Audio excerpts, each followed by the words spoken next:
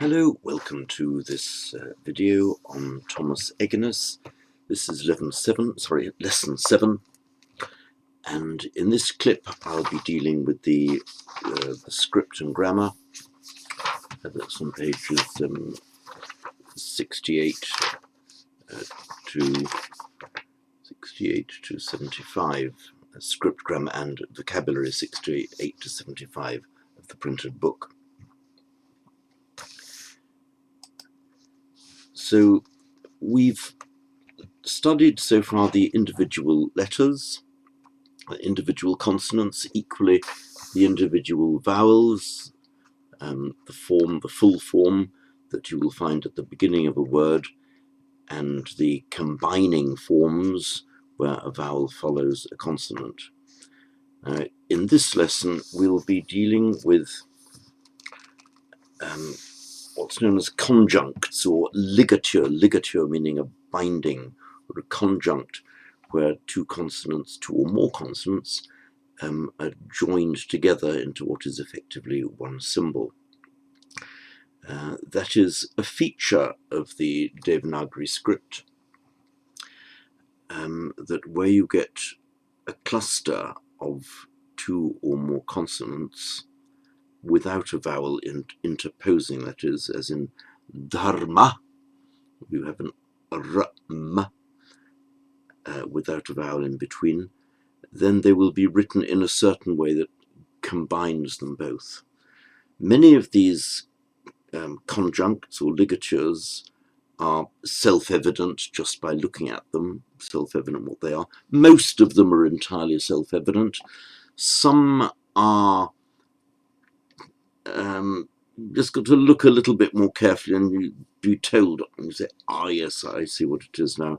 And there are a couple, notably ñ and kr, where the original forms of the letters have been entirely lost and an entirely new shape created. However, there are only two, I think I'm right in saying, there are only two where the original forms have been completely lost. The great majority of them, it's perfectly obvious just by looking at it what it is, even though you may never have seen it before. So let's go now to the examples given by Egenes. Now look at page 68. Let me call up my iPad screen for you. Here we are. So the first example is tava, and we know the oops, pen isn't working. Sorry, one pen, one button. There we are. Ta, it is ta, and that is va. If I were writing that as one word, I would tend to write the crossbar. I would tend to write the normal for it, to write the crossbar last. Tava. Tava. It's the genitive of you, just tava, of you. Tava.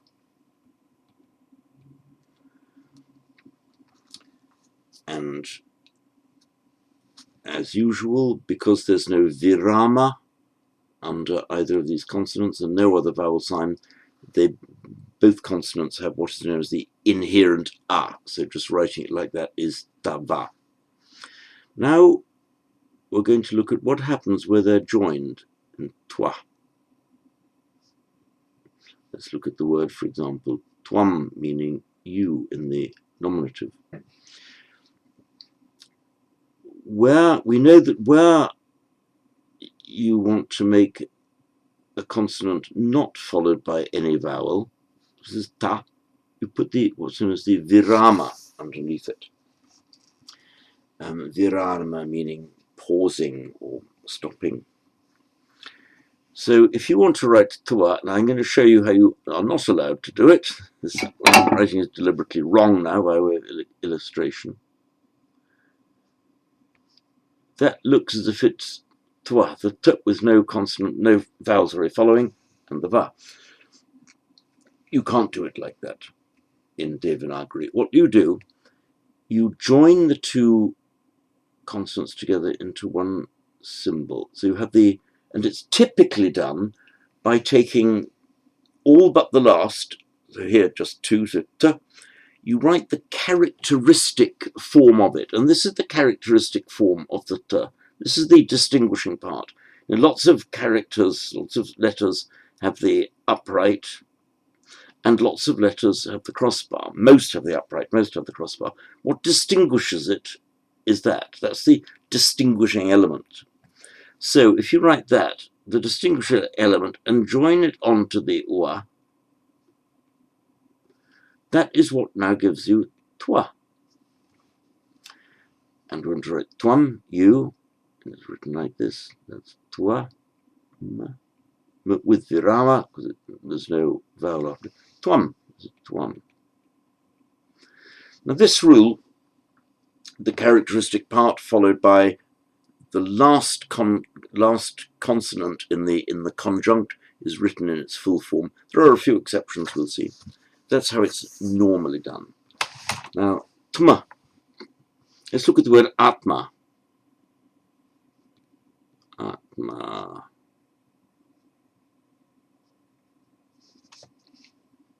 So we have the long a.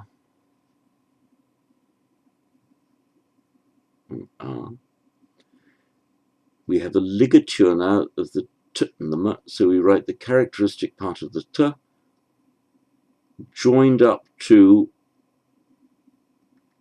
the m written in full form because it's the last consonant in this conjunct, and the vowel sign for the long a written as just a stroke because it's not written as the long a, but just written as an a because it immediately follows a consonant.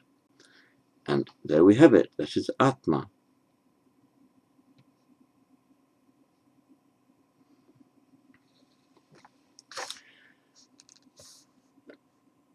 There are several other examples given under section 2. That's the middle section on page 68.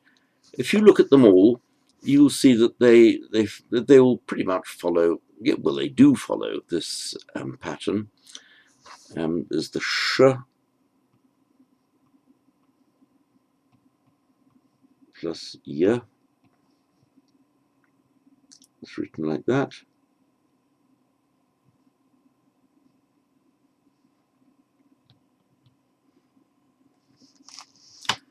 Like it will be, for example, he will be, he, she, it will be. So bhavishyati, bhavishyati, ishyati, characteristic future ending. So we've got a short e, so remember, write that stroke there. And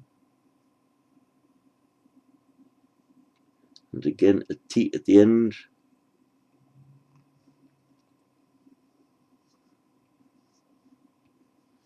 So that is ba, vi, shya, ti. The ligature, so I'm trying to turn this page, come on page.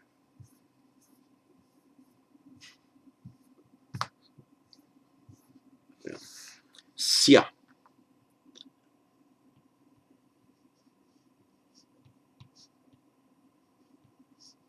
Oops. Exactly the same procedure is followed.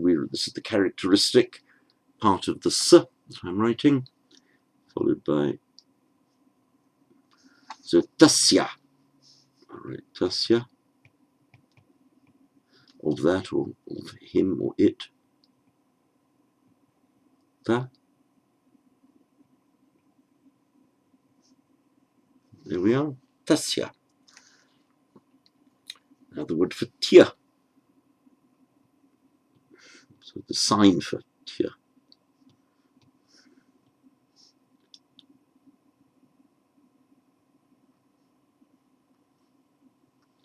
So anitya, for example, in Pali, anicca, impermanence. In Sanskrit, anitya. All right, in Roman, anitya. Sorry, you anitya. a, ni.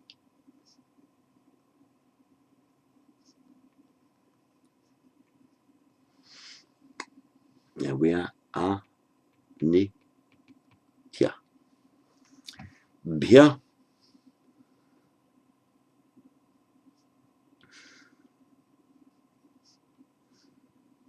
And the characteristic part, followed by ya,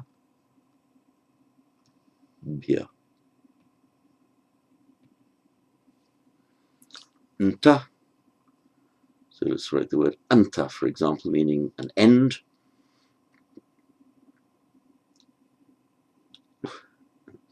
A, short a, written in full form as it begins a word. Characteristic part of the n, here's the full n here. It's a n. So the characteristic part of the n, followed by the ta. There we are, anta. Anti. The example is inti. Let's look at bhavanti. They are.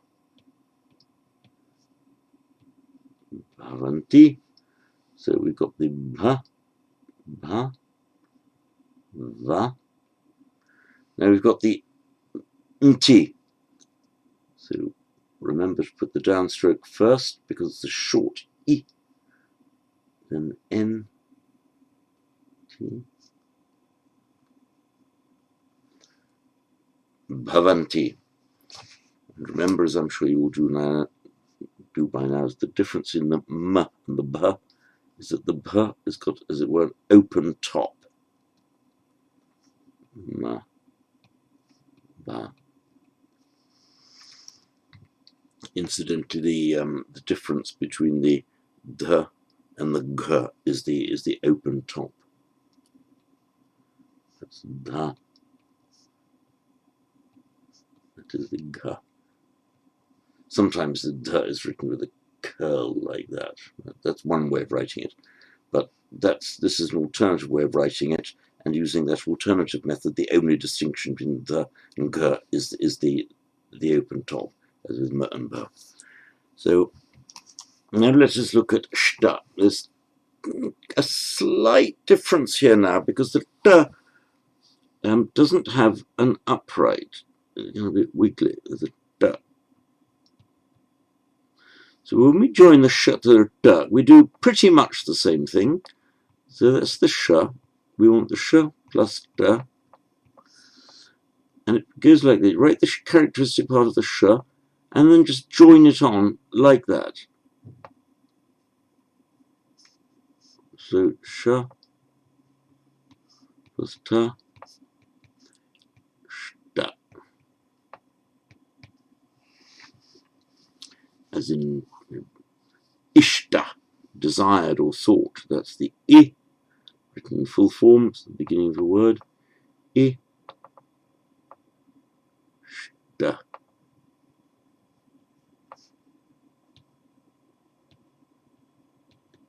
Ishta. The majority of consonant clusters behave in that way. And as I said, the great majority of them will be instantly recognizable, provided you've mastered the fundamental shapes, the characteristic parts. That is always going to be a b, that is always going to be a t, and so on. Now, if you look at section 3, it says some clusters are written on top of each other. So this tends to happen where you don't have a convenient standard form characteristic part, upright, crossbar. Let's look at the letter da. It's a bit wiggly, so it doesn't really fit into this mold. So dua, you tend to write the v underneath.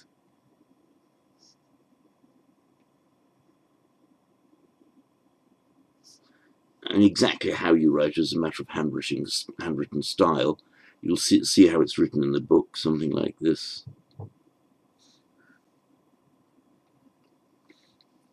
And the doubled D, you do not write it like this. You just you write the D without the tail, the first D without the tail, and the second D with its tail. So single D, double D, watch, no tail, but the tail for the second one. That's D. Nga, as in anga, meaning a limb. Yes, anga, a limb or a part, a member. The ng is another of those ones that doesn't have a standard upright bar. It's a bit wiggly. So what do? You condense it all up. That's ng plus g. You write the g underneath. So you squash the ng a little bit. You put g. So anga is written like this.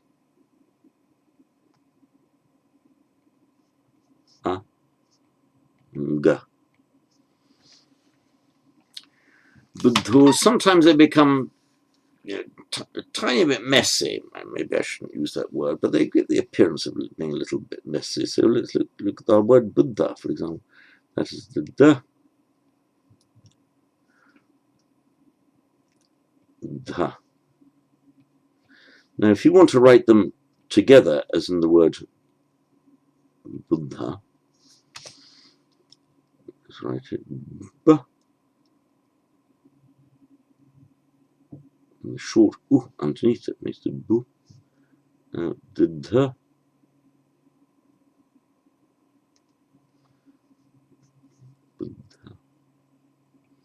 There's more than one way of writing it.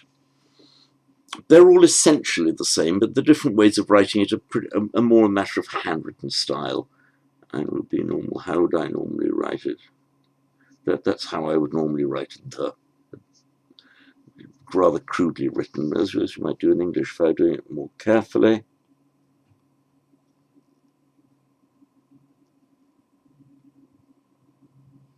I would do like that. The way it's written in the book, and the very last item on page 68, you'll see that it's written like that. And with this little tail here, is it the tail of the D, or is it the upright of the D?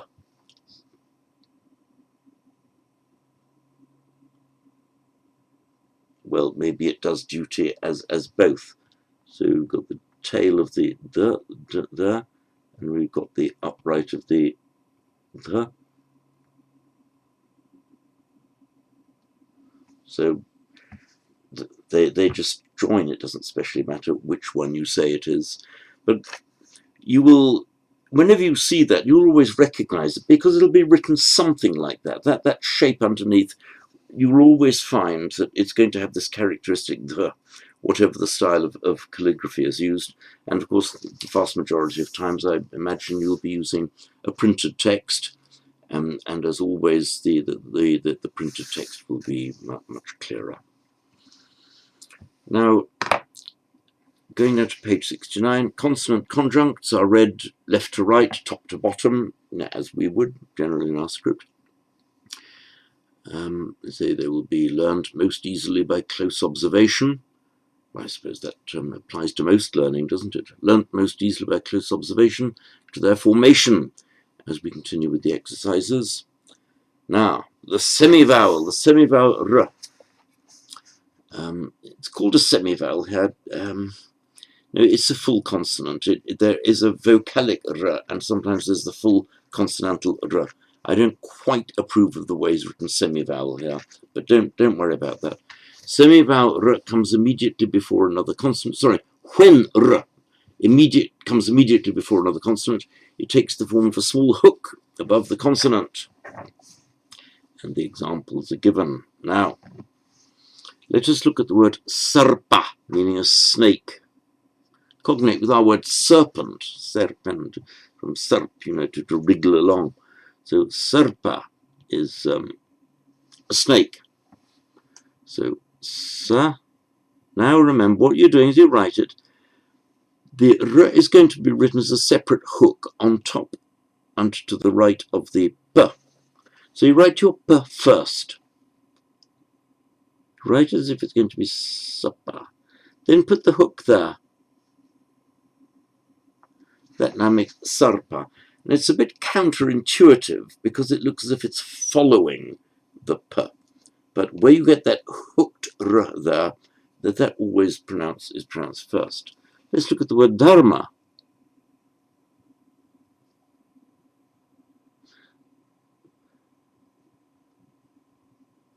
Dharma. Some people will write it, put the crossbar and then the hook. Others will write it, put the hook first, then the crossbar. I think I'll be corrected by others on this. I think in Indian schools or schools where the Devanagari is used, you're taught to try and write the crossbar last of all. The reason I tend to write the top bits after the crossbar is simply as a matter of calligraphy.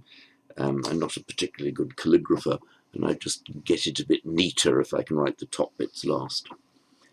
It's purely a personal idiosyncrasy. It doesn't actually matter really which way you do it. So sarpa. Now, dharma, let's look at, there's another thing you've got to notice very carefully. Look at the word now. This is dharma. Let's look at the locative form of it, dharme.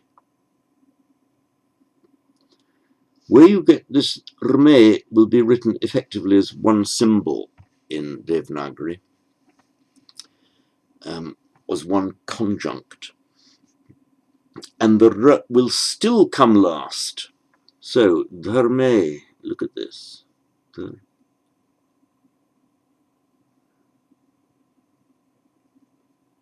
Dharme. You notice I wrote this as one stroke there, as one movement, without taking the pen off the paper. Dharme. You could write it with the top bar. Dharme. So again, a bit counterintuitive. The r appears to come after the, well, physically, in the right it does come after the a sign, and it looks as if it comes after the m, but there we are. This is one conjunct, and this is dharme. And similarly, for example, for dharmo. So I wrote mo, is written like that. Mo. Dharmo. Look now. I put the upright for the O, and it's going to have that hook on top. This is dharmo. So this entire thing is rmo. You'll get used to that. Whenever you see that hook there, that hook is always to the extreme top right. And you'll see even after the vowel sign, it's written last, but it's pronounced first. We have these other two examples. The rya, same principle applies, and ergo, as in heaven, swargo, nominative for the sandhi o form, swargo, heaven written. Another swa, look, the characteristic part of the s, followed by the v, g, look at the right o, and then a hook last. That makes swargo. Now, another characteristic feature of this r is that when it immediately follows a consonant, it's written, if you look at the bottom of page 69, as this little stroke, short stroke, going from upper right to lower left. So this is pa. Pra is written like that. No. Pra. And we've got bra. So the word braviti, for example, he says braviti. Write the b, the little r there,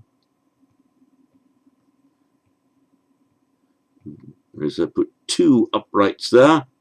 One is for the E of the viti, and the other is the short E, braviti. Sra. Again, most of the conjuncts with the R as second element behave in this way. Sra. With a D, it's written like that. That's dra, gra. In modern Hindi, for example, Agra, the city of Agra.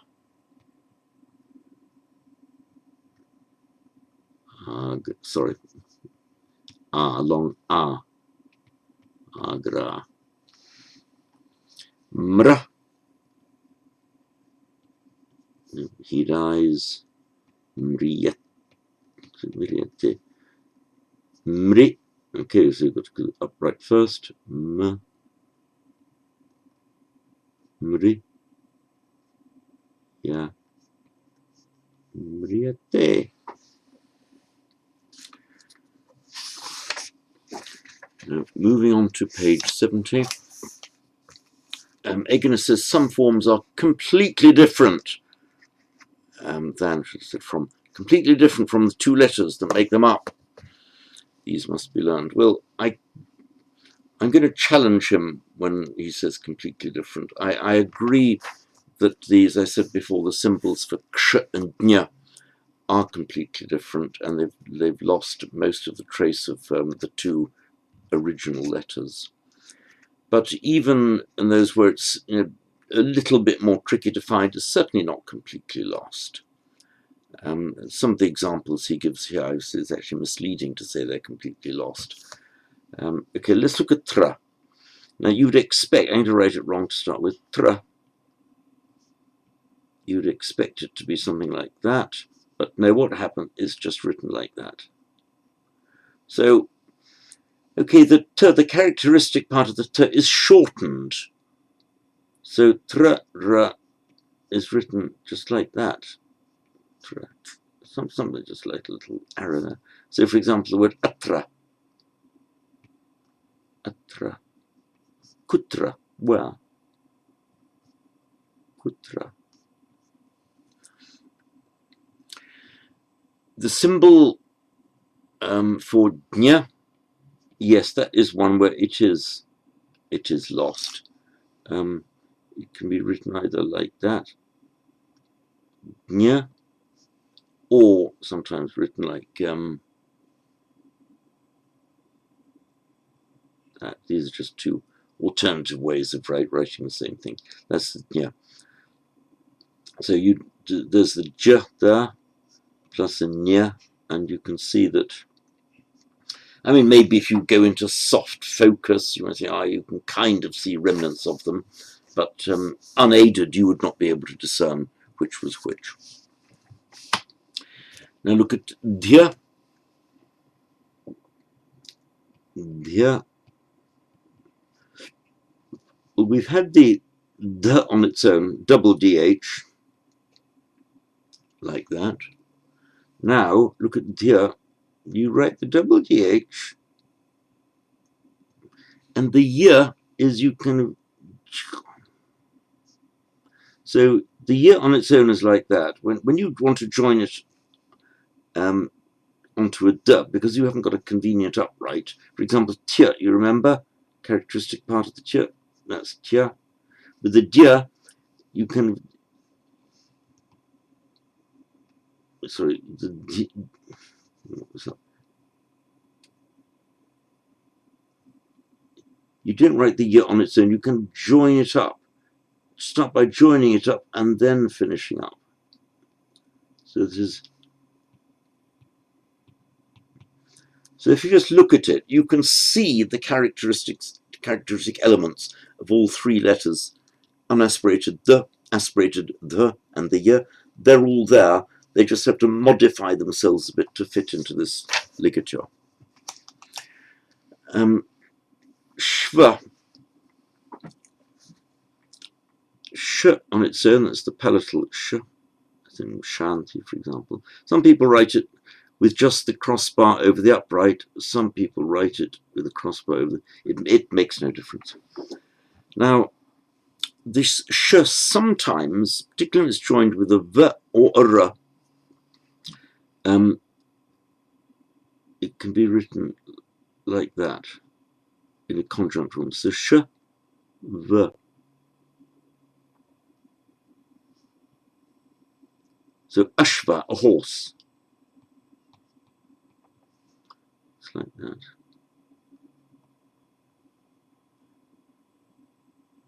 Write that all in one flowing motion. See how I've done it? Ashwa. There we are. Dia. You remember when we wrote a double D? I need to write them both for you. Yeah. A double D, you wrote the first part of the D without the tail and the second D with its tail. What happens with the dia? You write the upper part of the D without its tail, then you make a y bit and then the upright of the y. So that is d, y, dia. Kta, like the word ukta. Ukta means said.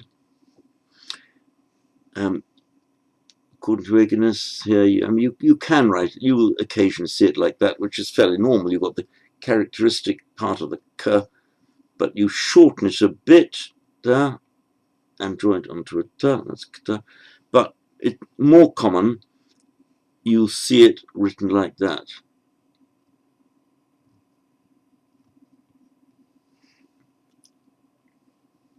And you see the way that he's written it. Kta. The double ta, ta, you'd expect to see something like that, but no, that's wrong. What happens is just the horizontal bit of the characteristic t is written, and then the second t like that. So that is double ta. So the word, for example, datta, as in deva datta, da, ta, datta. Hma, with the h written, you've got, again, you don't have this convenient upright bar. It's a bit wiggly. What tends to happen is where you get the h joined to another letter like hma, hna, hla, you write the second consonant as it were within the curl of the h. So look at this. Hma. So you can see that both letters are still there. Hna. You write the n within it. Nahla, for example, ahlada,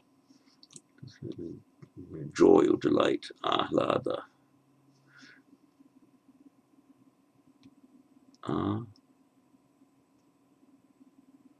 You can just write the l within, muff this a bit, ahlada. I haven't written it very clearly, write it larger. Just so you write the l sign within the curl. And hua, you see.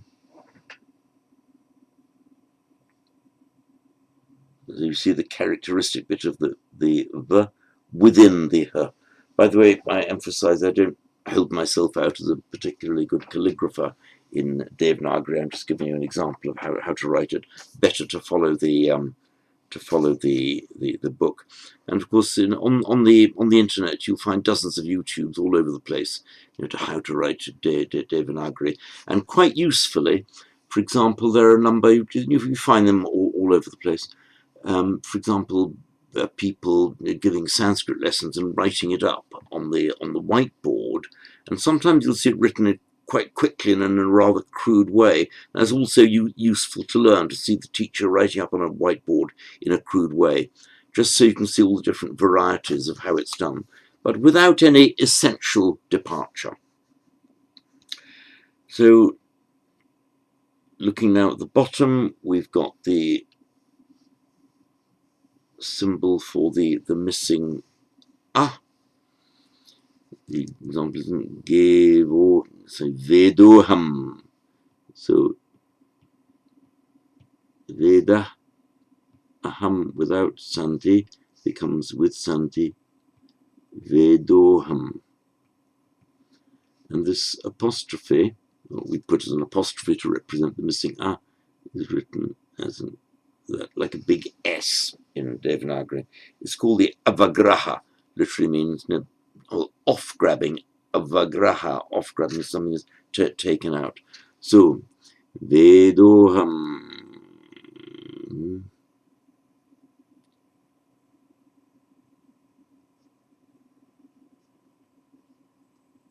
Vedo avagraha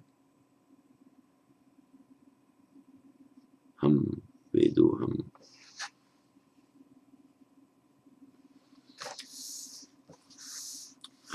Right, so looking now, page 71. A vertical line, a danda, is used as a period, it's a full stop at the end of a sentence. It's also used to mark the halfway part of a verse. So when you see typically a verse written in two lines, one single verse will consist of two lines. At the end of the first line, you'll see a single danda, and at the end of the second line, you will see a double danda. Danda actually means a stick, and it's also used to mean punishment. The verb dandayati, to stick somebody, to punish him, and give him a stick. So you will here just see that it's an idea. Tattwamasi, see, tattwam. Right, the famous Hindu saying tat tvam asi, that thou art that. We've got to look at this double T in the, you see. So look at that double T that we've just learnt, then followed by the w sound, the w letter, tatwa. Now we aren't going to write tatwam, the new word asi. You have to run them together. That's the ma and the si. Tatwamasi. So this is one thing you really have got to get used to, and I suppose I think it's the most difficult part of the Devanagari script. You see this symbol that I've marked off here, and that is the ma. So that ma that you're seeing in script there is the end of the previous word plus the beginning of the next word. So the word division is not marked in Devanagari.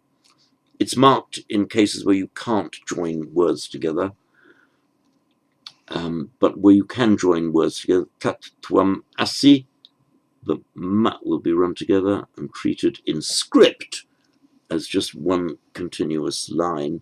That is where you get tat tvam asi. So tat twa ma si.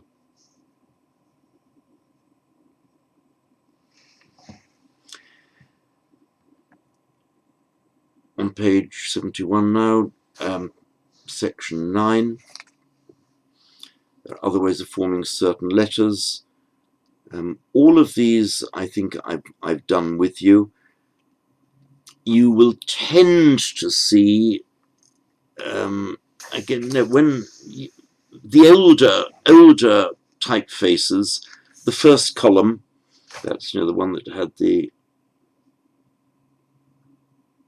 you very often see people handwriting it like that. It's much more common to see it handwritten like this.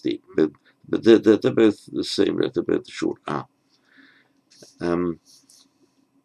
In my experience, not that I've seen very much handwriting being done, it's the second one in the column that is the more common handwritten form.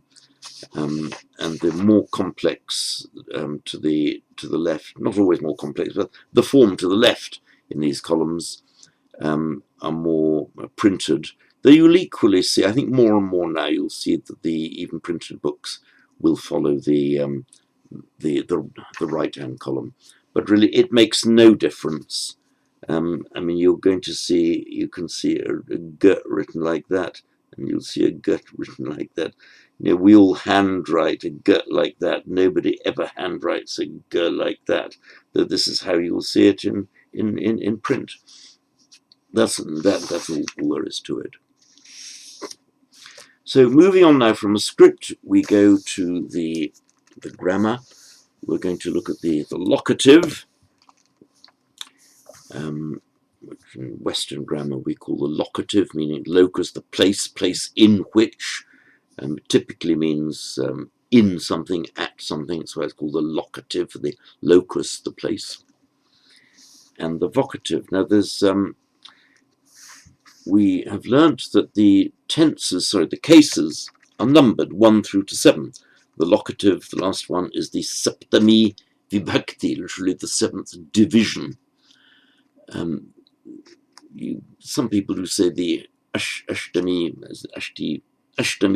vibhakti, the 8th division, but in traditional grammar it's not treated as a separate case. It's regarded as, whatever that might mean, regarded as a variety of the nominative, but we have to give it a name. It's called the sambodhana, the awakening or the arousing. In other words, getting somebody's attention. Oi, that's a sambodhana. Oi, wake up, listen to me. It's sambodhana. We use the same word in certain Pali, and Namo Tassa Bhagavato Arahato Samma Sambuddhassa, it's that same word, meaning the self-enlightened, Samyak Sambuddha, fully self-enlightened. In Pali, Samma Sambuddha. But in a grammatical context, it doesn't mean fully self-enlightened. It's Sambodhana. It's just the verbal noun, Sambuddha, Sambodhana. It's the verbal noun meaning getting somebody's attention, awakening them. So the locative, looking at paragraph 2 now, is used to express location. For example, grame vasati. For the short nouns, or nominatives, nouns and adjectives, the becomes an e. So grama, the village, grame vasati, he lives in the village. So he's standing on an elephant. Gaje tishtati. Paragraph 3, the vocative is used for address. That means just calling somebody, saying somebody's name, like to get their attention. The vocative often, but not always, begins a sentence. That's right. You tend to, because you tend to call somebody's name to get his attention, before you start saying what you've got to say. That's why normal human behavior. Oi, get your attention, then say what you have to say. Rama atra agachasi. O Rama, you are coming here. And with Santi, now look, Rama atra agachasi. Atra agachasi becomes by Santi atra agachasi. But note that with the vocative, you do not make the Santi. It's as if it's treated as a slightly separate utterance with a pause. Or Rama tragachasi, no. Rama, calling him. Rama, exclamation mark. They don't write that in Sanskrit, in Devanagari. Rama tragachasi. So don't be worried by this lack of sandhi in the sentence. That's how it's done with the vocative. Egenes just happens not to have mentioned it here. So as I mentioned before, the Indian grammarians do not consider the vocative a true case or vibhakti, but a modification of the nominative. So, looking now at paragraph 4 at the bottom of page 72, We've got our nara, meaning a man. So the vocative nare, sorry, nare, vocative nara,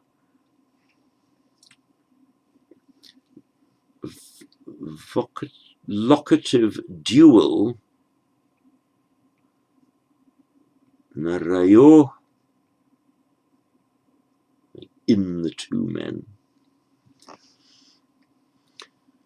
You will notice that in the dual, the locative is the same as the genitive, and right through all of the declensions of Sanskrit, in the dual, the locative is the same as the genitive, and they all, right throughout all declensions of the language, have this characteristic o ending.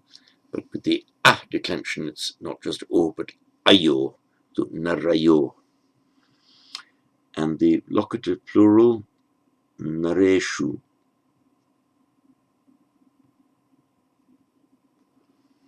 And again, we have an S preceded by a vowel other than a or a, and so this becomes a sh, nareshu.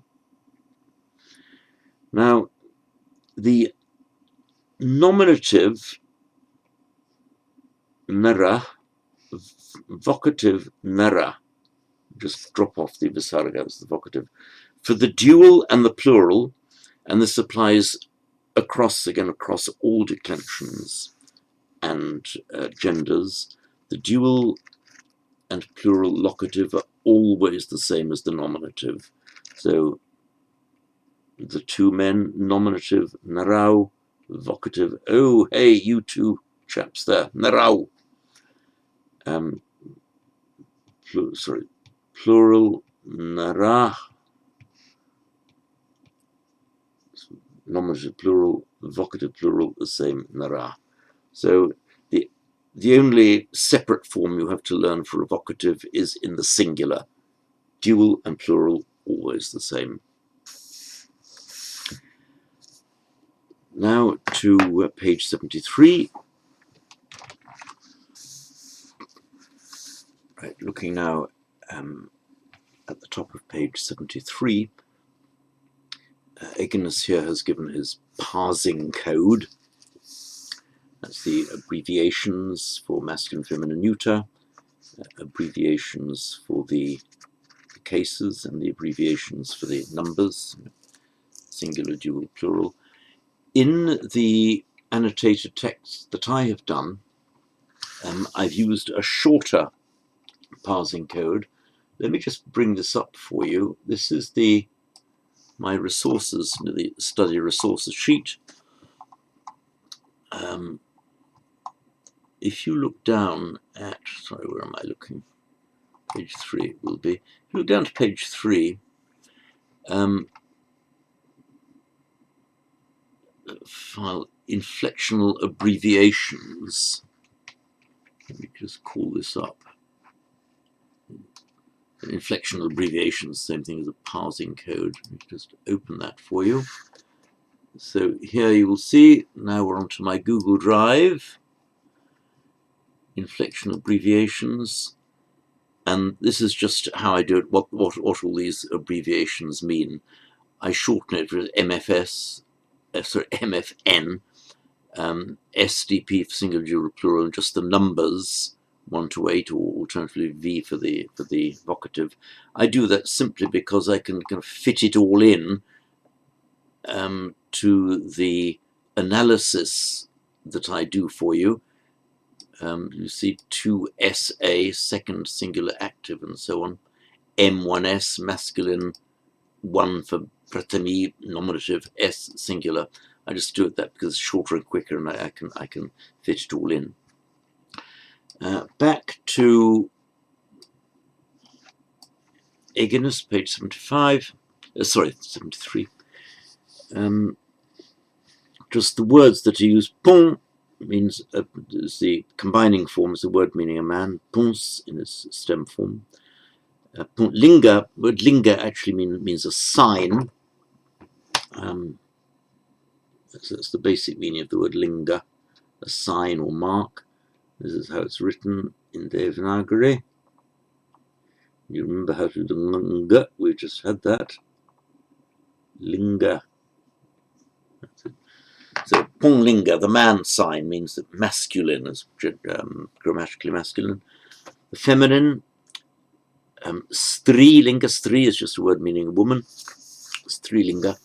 And the neuter is napunsaka, which means that not human, neither male nor female, napunsakalinga. In fact, the Latin word neuter comes from the two words ne utrum, not either. In other words, neither masculine nor feminine. Ne utrum just becomes neuter. The cases we've done, the pratama, dvitiya, tritiya, chaturthi, panchami, shashti, saptami. And the case, the word for a case is vibhakti, literally a division. For number, singular, dual, and plural, is ekavachana, ekavan, dvi. Dvi meaning two, that's the combining form. That's where it's the first element of a compound, dvivachana, and plural, bahuvachana, bahu many. Vachana literally means voice, so don't get confused here. In Latin grammar, when we talk about voice, we're talking about the active voice, does, and the passive voice is done. That's the meaning of voice in Latin grammar. And of course, we have the middle voice in Greek. But in Sanskrit grammar, vachana actually means number, not voice, as in Latin grammar. And on paragraph 6, bottom of page 3, that's something you already know. That's just how he does his parsing here, or rather parsing markers. For those of you who don't know what parsing is, when you parse a sentence, you particularly do it with inflected languages like Latin and Greek, we did, and Sanskrit. Parsing just means you break down the word. What is it? Is it masculine, feminine, neuter? What case? What number? And so on. So you grammatically identify each word to show what its place and function is in the sentence. That's all that's meant by parsing. On page 74, we have this table of the short masculine declension. This is all stuff that we've studied already, and this simply sets it out in table form. The great majority of all nouns and adjectives in Sanskrit, the same applies to Pali, belong to the or long feminine declension. We'll come to the one shortly. For the neuter, masculines and neuters both end in have this short many of all of the words with ending with a short are a masculine or a neuter. Masculine and neuter, I should say, they decline in exactly the same way, save that the neuter, in the neuter gender, the nominative is always the same as the accusative. And it looks like the nominative looks like an accusative. So, for example, the word for strength, power, bala. The nominative is balam, and the neuter is also balam. And the rest of it, the nominative, the masculine and the neuter are identical in their declension. So, within the same declension, masculines and neuters differ only in the nominative. Thus, for nouns and adjectives, numerals and pronouns are a little bit different. So, get to know this table, just look at it and notice things about it. For example, if you look down the singular column, that's the first column, nara, naram, narena, naraya, narasya, narendra, you'll notice that every form is distinct and different. So looking at it, you know exactly which case it is. That is very useful and helpful for the masculine singular. Unfortunately, the same does not apply with the plural, the dual and the plural. For example, even in the masculine, the dual is the same for nominative and accused. Look, they're both narau, whereas in the singular they're different. Narah, naram, and in the plural, narah, naran. Dual, they're the same. In the instrumental is unique because narena, no other case shares the ena ending.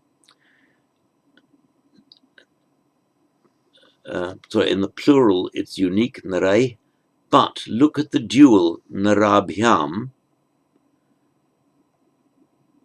The dual instrumental, dative, and ablative are the same, narabhyam.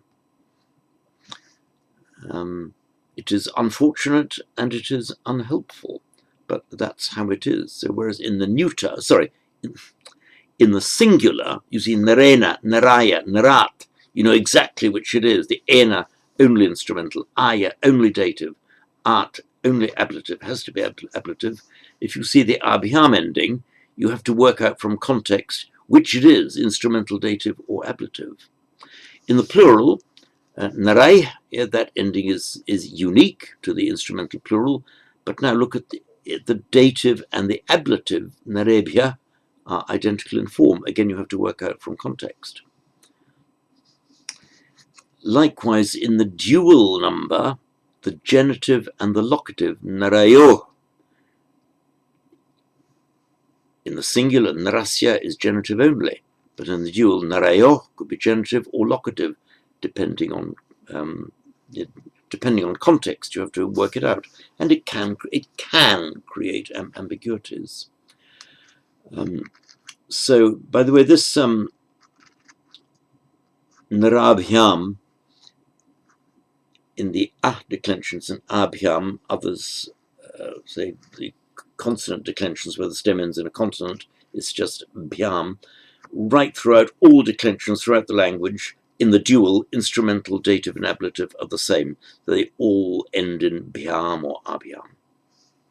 And likewise, throughout the language, all genitive and locative duals have the same form.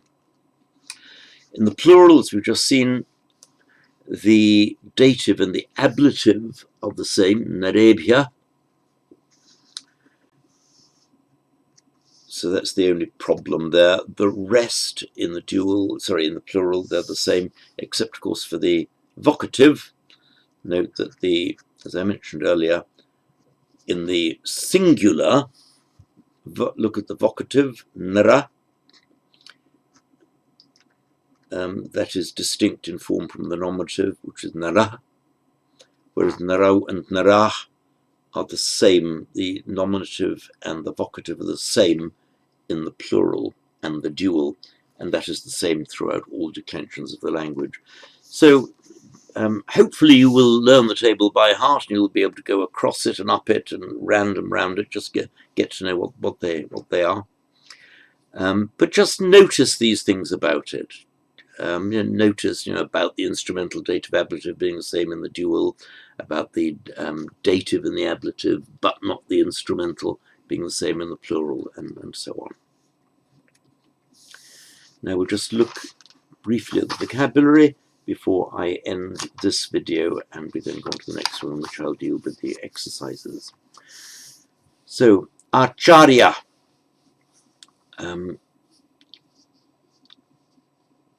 Achara, without the achara, is conduct. There are two explanations of this word, actually. One is achara, from the root char, means to go. Achara, you indulge in something or do it, practice it. So achara is your conduct, general the conduct of your life, the way you behave. So, and make a noun or a doer of it. One way of just to change the final a to a ya. So let me just do this. Achara. Achara, conduct, from the root char. And a person connected with conduct, the conduct man, your compliance officer, as it were. Acharya, a person to whom you go, for conduct, the person who guides you in conduct, the acharya, which means the teacher. And by the way, in Thai phonetics, a lot of Sanskrit and Pali words have gone into Thai, cultural influence over many centuries. And many of these words have taken on the phonetics of Thai, so the pronunciation has been absorbed into the way the Thais pronounce their language. So acharya, we get the word ajan, as a respectful term of address to a senior monk, is ajan. That's the same word, acharya, means teacher. So it's just the Thai pronunciation of the Sanskrit acharya or the Pali acharya. Another interpretation of that word is acharati, from same root char, achar, to go towards something, to practice. So the acharya, the person who is to be gone to, the go-to person, that's your teacher, the person you go to for guidance and instruction. So both of these interpretations, I'm not quite sure which is scholastically right. For me, one is just as good as the other. Look now at the next one. Chandra, a moon.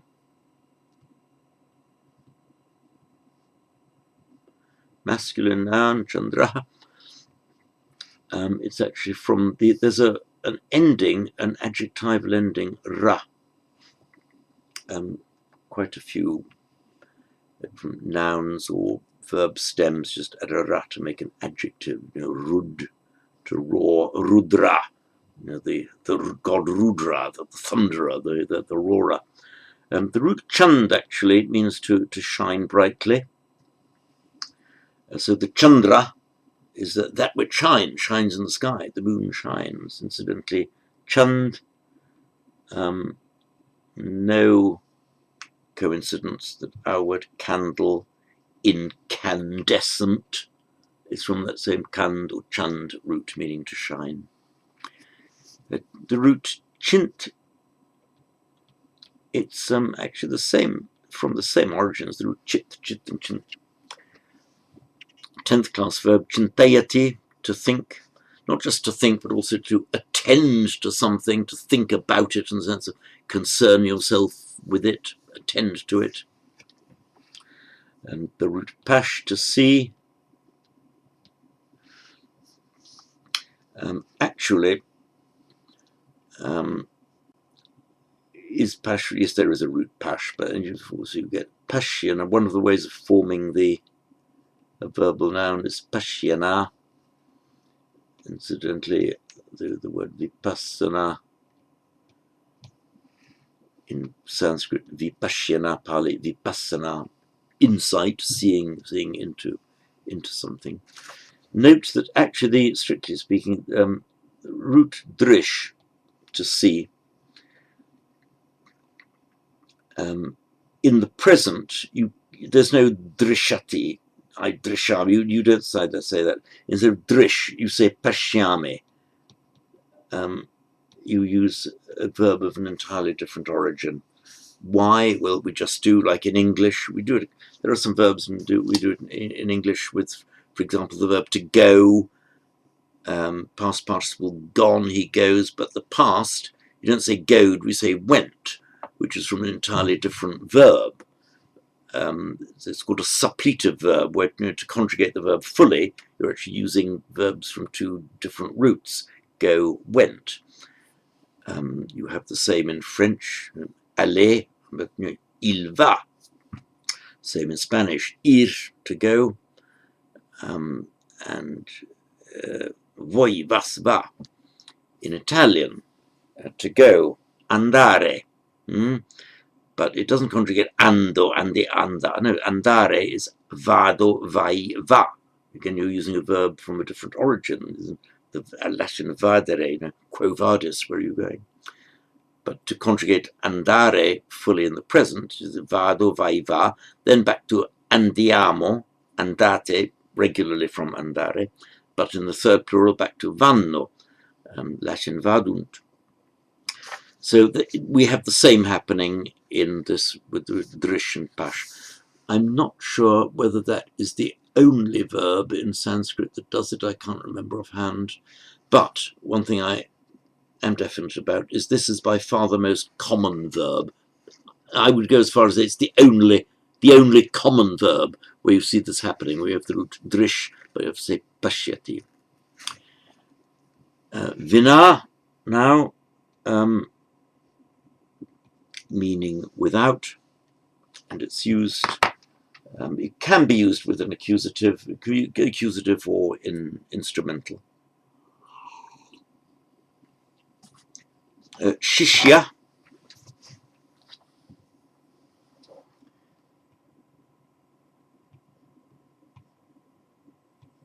the guru-shishya relationship, the teacher-student relationship. In certain modern Indian languages, the sh has actually, oddly enough, become a k. So, for example, there's a dialect of Eastern Hindi called Braj Bhasha, which actually becomes by that same odd process, Braj Bhaka. And the relevance of that for this, a shishya, the Sikhs, that is the shishya, because they were the Sikhs, so the shishya, and in Punjabi just a Sikh of Guru Nanak. So the word Sikh just means the student, the pupil. They are the Sikh of Guru Nanak. Surya, the sun, Surya, masculine, and in Pali, Surya. Cognate with Latin sol, solar, Surya, solar. And hasta is the hand, which actually is etymologically, it doesn't look it superficially, it is etymologically cognate with our word hand. And just a little aside for Pali, as very often happens, where you get an S followed by a consonant in Pali, what will happen is that the S will drop, you'll double that consonant and make it aspirate. So Pali, let's see, Sanskrit hasta and Pali hatta. Right, that I think concludes the page. That concludes this clip, which brings us to the end of the script and the grammar and the vocabulary for lesson 7. And in the next clip, we'll start with the exercises at page 76.